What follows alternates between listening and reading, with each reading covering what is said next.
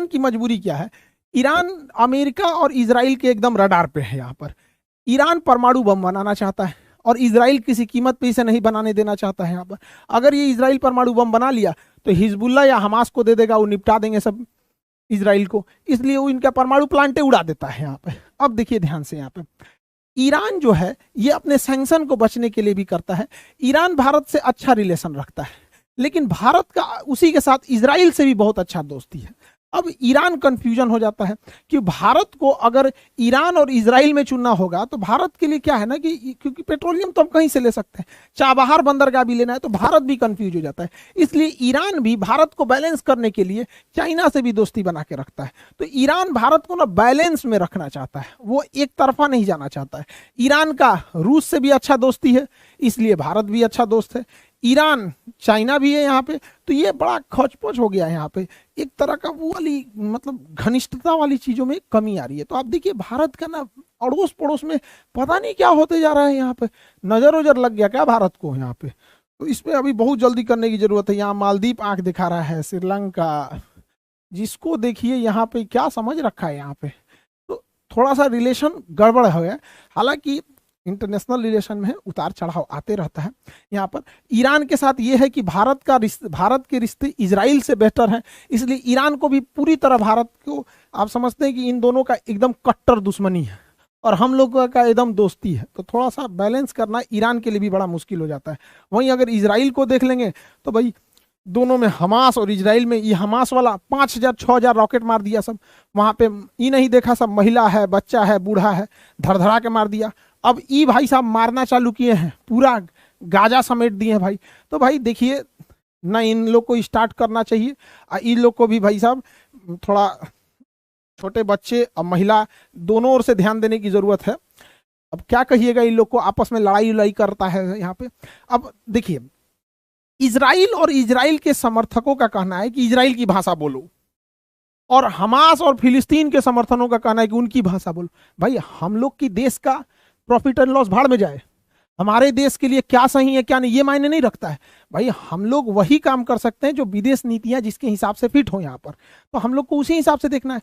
अब जैसे यहाँ पर पहले तो फिलिस्तीन वाला एरिया का तो देखते हैं इजराइल वगैरह, हालांकि ये एक अलग टॉपिक का विषय है। इजराइल फिलिस्तीन क्या हुआ था, ये 1946 का नक्शा है, पूरा फिलिस्तीन था, थोड़े मोड़े एरिया में यहूदी आके बसना चालू किए थे जर्मनी से, जब वहां से हिटलर मारा था। यहाँ पर 1947 में फिलिस्तीन के लोगों का कहना है, पहले हम लोग फिलिस्तीन के लोगों का सुन लेते हैं, फिर इजराइल का क्या कहना है उसको समझ जाते हैं। चलिए अब ध्यान से पहले फिलिस्तीन का फिर इजराइल का देख लेते हैं। 1947 में ये व्हाइट वाला एरिया जो है वो इजराइल को मिल जाता है और ये ग्रीन वाला फिलिस्तीन को मिल जाता है। फिलिस्तीन ने कहा हमारा विभाजन नहीं हो सकता है।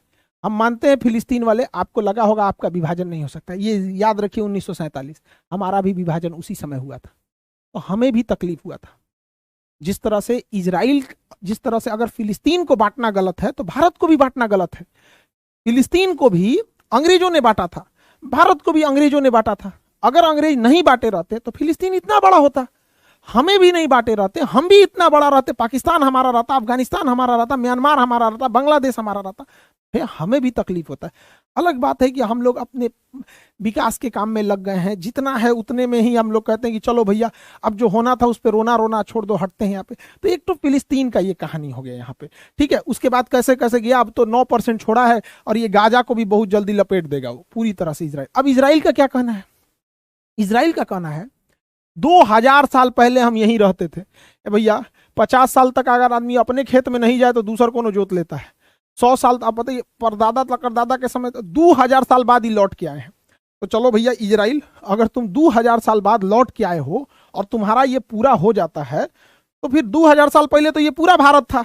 अशोक, हमारे बिहार का अशोक सम्राट, उसका तो एशिया माइनर तक अभिलेख मिला है यहाँ पर एरिया में। चोल शासक ने इंडोनेशिया पे कब्जा कर लिया था, वो तो 1500 साल पहले का कब्जा किया था। तो सबकी अपनी अपनी भाषा है, कोई क्या कह रहा है कोई क्या कह रहा है, लेकिन मानवता को भी ध्यान में रखना चाहिए। हमास और इजराइल दोनों की लड़ाई में इनको और ये दोनों लोग यहाँ पे जब हमास मारे तो पैरासूट से एकदम पबजी स्टाइल में नीचे बच्चा मर रहा है, बूढ़ा मर रहा है, लड़का है लड़की है, कोई ध्यान नहीं रखना है। ईभी मारा है तो ईभी ने ध्यान नहीं रखा है। इन लोग का अपना अलग मैटर है, किसी अन्य वीडियो में हम लोग उसकी चर्चा करेंगे यहाँ पर, क्या क्या हुआ क्या नहीं हुआ यहाँ पर अलग अलग में। अब देखिए दुनिया किस डायरेक्शन में जा रही, जिसकी लाठी उसकी भैंस। इजराइल का एक अलग गायक है कि हम पे हमास ने मारा, हाँ हमास ने गलत किया मारा, जिस तरह से महिलाओं को मारा वो गलत था, बूढ़े लोगों को मार दिया गलत था, बंधकों को अभी भी छोड़ देना चाहिए उन लोगों को, ना तो ये तो मारते चल जाएगा, उसको तो बहाना मिल जाएगा, बंधक को छोड़ दे तो कम से कम दुनिया तो कहेगी ना भैया बच्चों बच्चों को नहीं मारो। अच्छा ये सब अलग